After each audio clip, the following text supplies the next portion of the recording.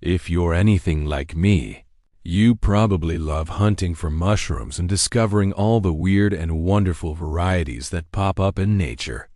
The problem is, living in Melbourne, Australia, means you only get a tiny window each year to enjoy them before they disappear. So in this video, we're building a mossy forest floor terrarium, complete with handmade, realistic mushrooms, so we can appreciate them all year round. To start, I've chosen an Ecotech terrarium. You'll want something with a lid, because moss dries out quickly if you don't keep the humidity up. The first step is creating a containing wall at the back to separate the foreground from the background. I'm using cork bark and Instant Hold aquascaping glue.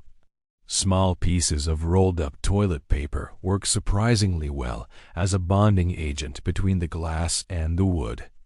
And unless you're an enthusiastic glue sniffer, make sure you do this in a well-ventilated space.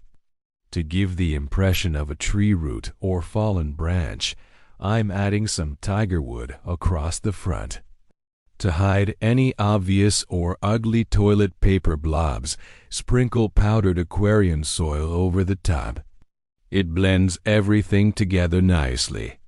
I'm aiming for a half-moon shape that runs from one back corner to the other. The issue is that if I add soil now, it'll just fall through the gap.